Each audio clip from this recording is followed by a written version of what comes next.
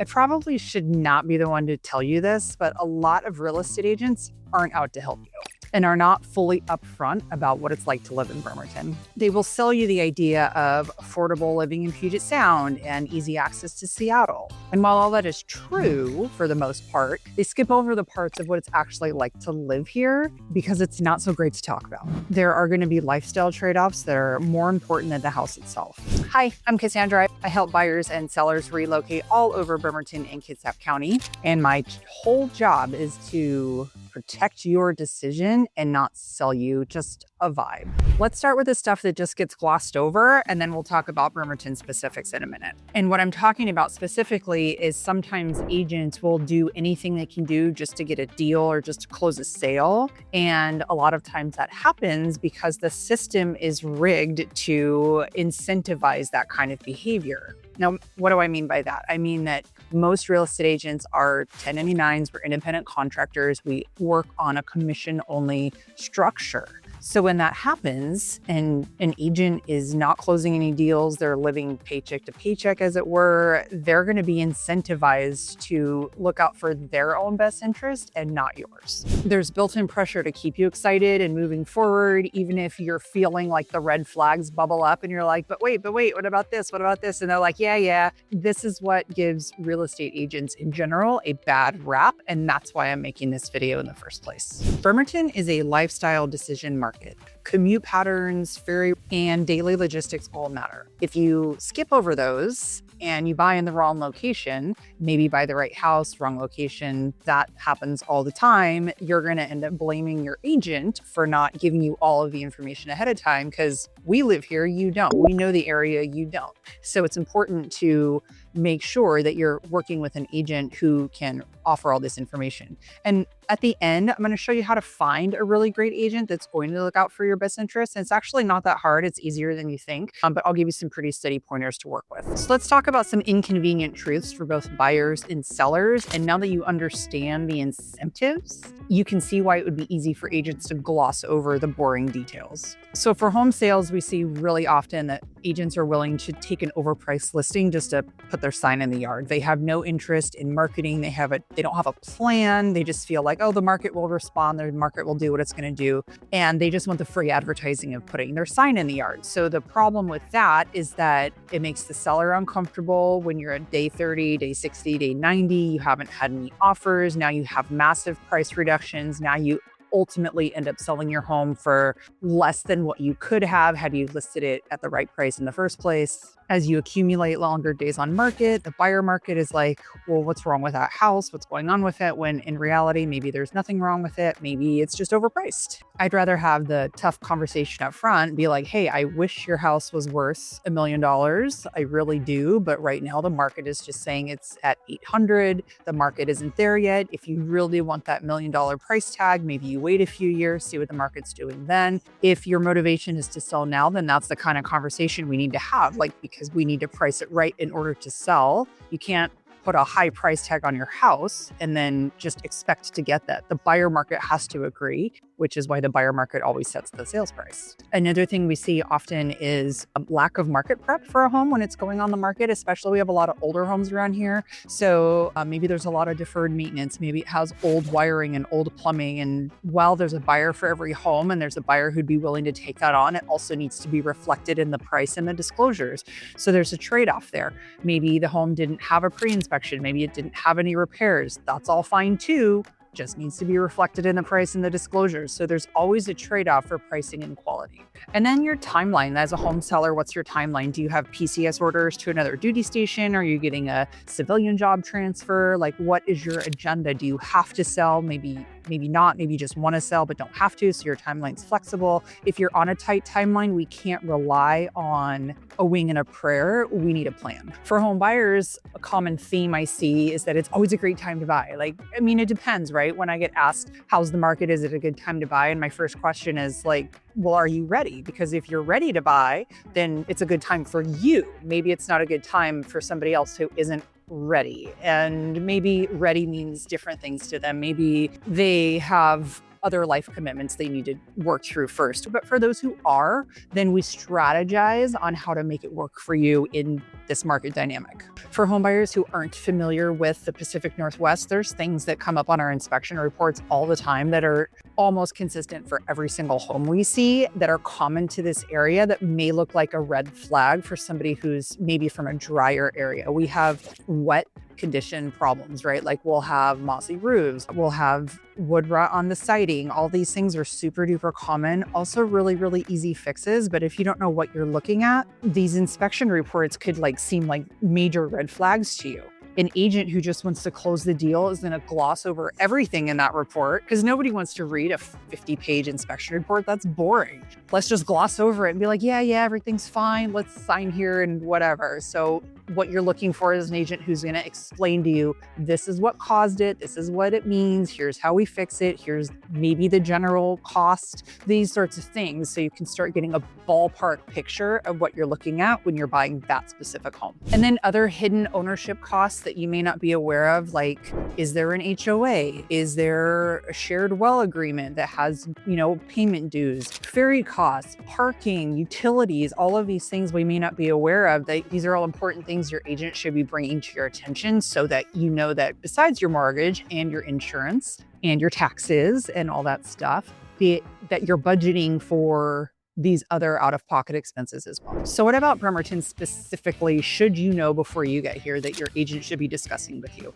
So we all love to say that it's an hour to Seattle. And while that's true for the most part, you need to factor in ferry wait time, commute from your house to the ferry, the wait in line at the ferry. Then there's the actual ferry crossing, which is 50 to 60 minutes, depending on weather and fog. And that's for the state ferry. The fast ferry is 30 minutes, which is more convenient, faster, obviously, but as a very tight schedule, commuter hours only Monday through Friday. They add a Saturday sailing in the summertime. And then once you get to Seattle, then there's your ride from the ferry to your destination. So there's all these little things that add up. So it's not just an hour to Seattle. Driving around, it's about an hour and 25 minutes. If you're hitting peak hours, it's going to be longer. What I like to tell clients is base your location where you're going to buy your home. Like if you're dependent on the ferry, on like the worst case scenario, like if we're driving during peak hours and the worst weather, what does that commute look like? And then you can kind of work backwards from there. Another reality that you should be aware of picking your neighborhood is the Bremerton's a Navy town and Kitsap County is a Navy county. And there's no getting around that. We have a lot of facilities here. We have a lot of personnel here.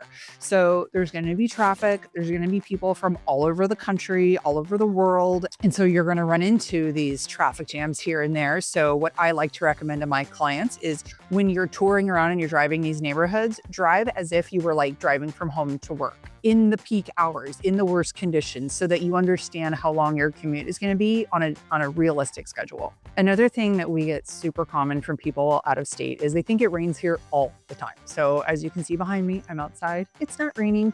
It's cold. People joke about the rain, but I think the overarching theme is that it's just gray a lot. So right now it's overcast, which is actually great conditions to shoot videos, but it makes it kind of gloomy. So if you're from a state or an area that has a ton of sunshine, like say you're from Florida, the Sunshine State, you're going to come here and be like, oh my gosh, I was not anticipating all the gray. Like maybe you thought there would be more rain, but there's less rain, but more gray. So what I would like to recommend to my clients who are coming here from out of the area, from a sunnier place, is maybe visit a couple of times a year, like maybe specifically during the winter time, so you can see what a week in the winter here in the Pacific Northwest is like, so that you can adjust accordingly when you get here and it's not a total surprise. So when it comes to picking the right house in Bremerton, two homes can look totally similar on paper, but they're in completely different neighborhoods. And so they have a completely different lifestyle and commute option. And it's important that the agent you select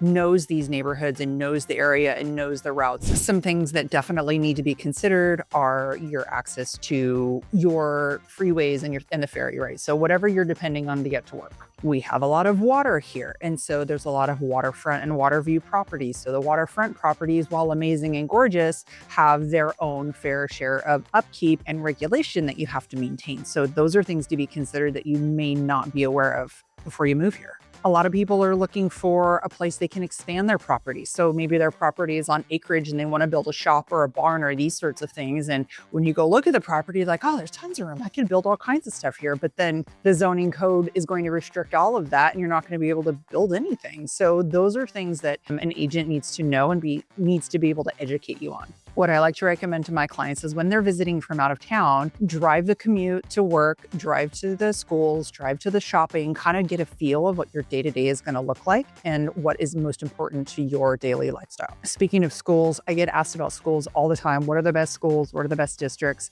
That and crime. What's the crime rate? Everyone wants to know, like, am I picking a safe neighborhood? So ironically, those are two things I'm actually not allowed to discuss in the capacity of a real estate broker, but I can guide you into some third-party application sites that offer all this information where you can do your own research and figure out what's best for you. And then the last piece is really simple. It's how to find an honest agent for what works for your lifestyle, who can hear you vocalize your needs and your wants and your frustrations and your concerns and help match that with the right property in the right area. While we can't steer you to or from a certain area or location, we can listen to you, we can identify your needs and offer recommendations for what we think might fit that. So I mentioned in the beginning, a lot of agents are living paycheck to paycheck. They're not doing any business. In fact, half of all Washington state licensees haven't done a single transaction in the last 12 months. They just have a license just to have it. That means all of the deals are being done by half of the licensees, and then it's broken down, further by there. But you want to find an agent who's got some volume, who's doing a fair amount of business. That way this agent isn't pressured to close a deal quickly because they have enough in the pipeline and they have enough coming through that they can adjust with your needs and help you find what's right for you instead of just like hurry up and close a deal because I need to keep the lights on. Some red flags I would pay attention to when choosing your agent is if they are newly licensed and they have 0 transactions or very low volume, because you know that while they're eager to learn and they're likely very hungry, they don't have the experience that you may require in an agent. Now, if they're working under an experienced agent or on a team or have good mentorship, that's another story. Another thing you want to look out for is not all agents are 1099 commission-based employees. There are some agents in brokerages that are salaried. If an agent is on salary, there's no incentive to close a deal. So how hard do you think they're really going to work for you if they're getting paid no matter what? So that's something to keep in mind. And speaking of brokerages, if an agent is working at a low fee or a no fee brokerage or virtual brokerage, which are starting to become more and more common versus a brick and mortar, I would question whether that brokerage has sufficient mentorship for a newer agent or for any agent really. While it's a good fit for some established agents who have their systems and they have their database and they're doing fine on their own, some of these newer agents kind of don't know what they don't know. And if they get into a firm that has no mentorship and no guidance, this is the Wild West. And we are really responsible for a lot of legalities regarding your transaction. And I wouldn't want a newbie who has no guidance handling one of my largest investments. And another objective way to find out if you want to work with that agent or not is just read their Google reviews. I mean, they're out there and they are objective and they will give you a good idea of, how that agent works. You'll see common themes. Like, for example, if you look through my Google reviews, you'll see that communication is one of my biggest green flags. Like, I over communicate. I tell you everything that's going on, the good, the bad, the ugly, all the things, which I kind of love that feedback. It's one of my favorite things. And then once you narrow down a few, just interview them. See if even the conversation goes well, if you're a good fit. Because while you like their production or while their Google reviews are shining and sterling, maybe a face-to-face or a Zoom interaction actually just kind of falls flat. Maybe you just don't jive, and that's okay too. Give me a call, interview me. I would love to have the opportunity to work with you. And while I think that I can help most people, you're right. Maybe we won't jive, but I bet we will. I've lived and worked here in Kitsap County for 26 years. And while I know plenty about the real estate market and all of the neighborhoods and all the things, there's always stuff I don't know that I'm always learning, that I'm always willing to go find out. And I still get asked questions that I don't know the answer to. And my answer will be, I don't know, but I'm going to find out. So that's how we all learn. And that's how you know you have a great agent. If you are moving to Bremerton or anywhere in Kitsap County and you want a real plan based on your commute, your budget, your lifestyle, and the trade-offs that could make you change your mind about any of those, Click the link in the description, schedule a quick call with me. We'll discuss the strategy session. We will come up with a good game plan for you, and we'll map out the right locations before you fly out here and waste your weekend looking at properties that don't work. I'm Cassandra. I help buyers and sellers relocate all over Bremerton and Kitsap County, and I will tell you what buyers and sellers are doing to help you achieve your goals.